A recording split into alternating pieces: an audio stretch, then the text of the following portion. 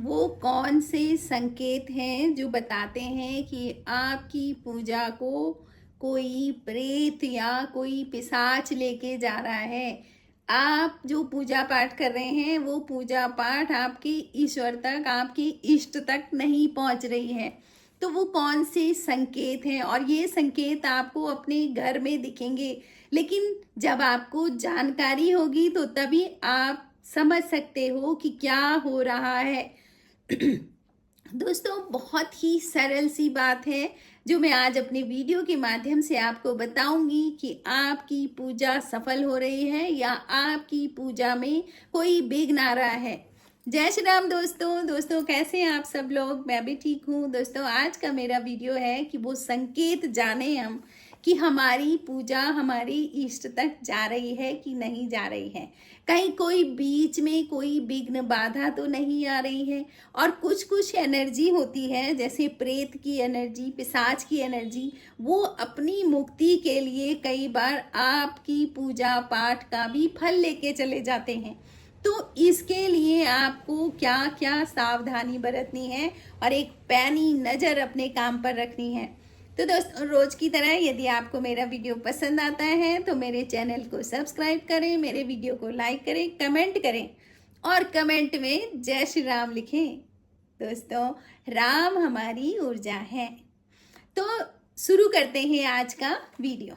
सबसे पहला संकेत कि आपके पूजा घर में दुर्गंध आएगी। आपको सुगंध नहीं बल्कि दुर्गंध महसूस होगी।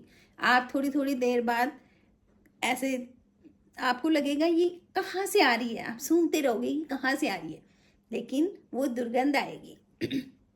दोस्तों, भगवान को सुगंध पसंद है, इसीलिए धूप दीप ये सब जला करके हम उनको सुगंधित करते हैं वहाँ पर, क्योंकि सुगंध अट्रैक्ट करती है ईश्वरीय शक्ति को।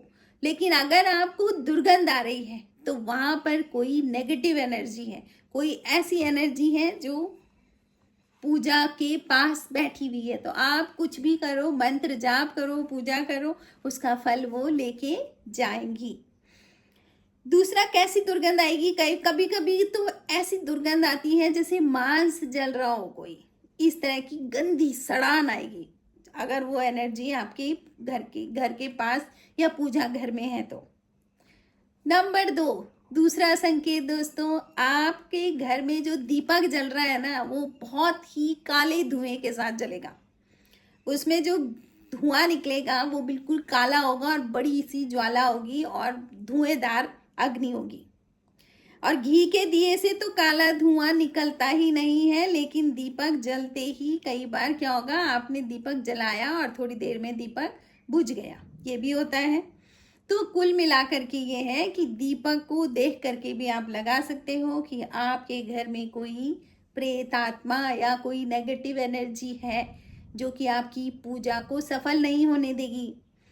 अगला है तीसरा दोस्तों, आपके रसोई घर में कुछ भी खाने का सामान रखा होगा तो उसमें कीड़े पड़ जाएंगे, मतलब बहुत जल्दी सामान खराब होगा। बहुत ही आपके घर में आपने अचार बनाया, उसमें कीड़े पड़ गए, आपने चीनी रखी है उसमें भी कीड़े लग गए, या फिर उसमें चींटियां लग गई, खराब हो गया, खाने का सामान खराब हो गया, दालें रखी हुई डब्बों में ही खराब हो गई, तो आप समझ लीजिए कि कोई नेगेटिव एनर्जी है। चौथा है, अगर आपने कई बार अपनी पूजा घर में सूखे मेवे भी रखे रहते हैं तो उनमें भी घुन लग जाते हैं, वो भी खराब हो जाते हैं। वो किसे होते, चावल रखे हुए आपने पूजा में, उन चावलों पे भी कीड़े लग गए। तो ये सारी चीज़ें बताती हैं कि आपके घर में कोई नेगेटिव एनर्जी है, आपकी पूजा में कोई नकारात्मक एनर्जी है।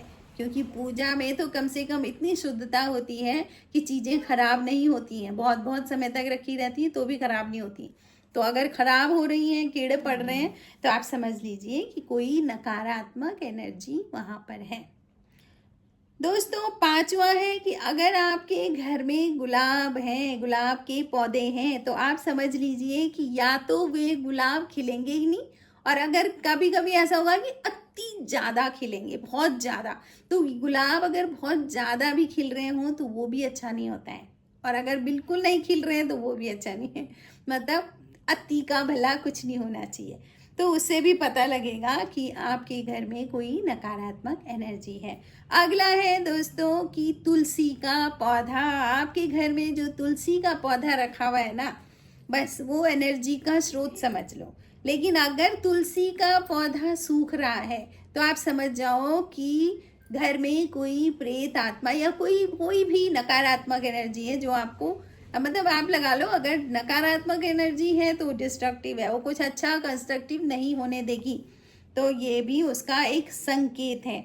अगला संकेत ये है, आपके मन में इच्छा हुई कि आपको कोई अनुष्ठान करना है, पूजा पाठ करना है, पंडित जी को बुलाना है, लेकिन आप अपने घर में अनुष्ठान नहीं करवा पाएंगे।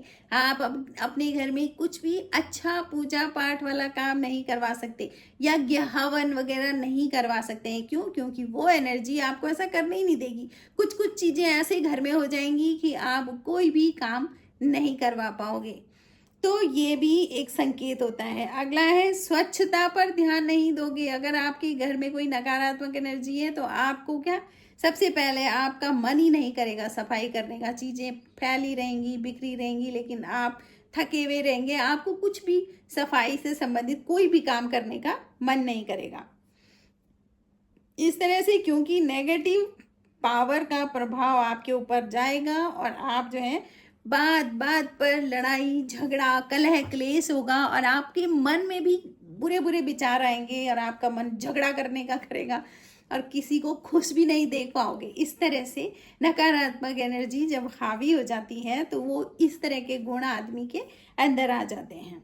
तो दोस्तों ये था। अब आखिरी है कि आप क्या, देवी देवता सपने में आपको दिखाई देंगे और वो भी दुखी, खुश नहीं दिखेंगे, वो दुखी दिखेंगे। आपको अपने पितृ दिखेंगे, वो भी दुखी दिखेंगे।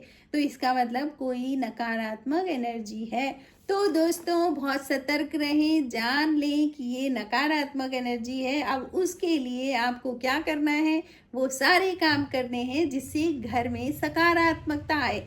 और इस पर भी मैंने अपना वीडियो डाला हुआ है, तो आप उसमें देख सकते हो कि घर की ऊर्जा को कैसे बढ़ाएं। तो इस तरह से आप अपने आप को खुश, प्रफुल्लित और सफल बना सकते हैं। तो दोस्तों आपको वीडियो कैसे लगा? Thank you for watching.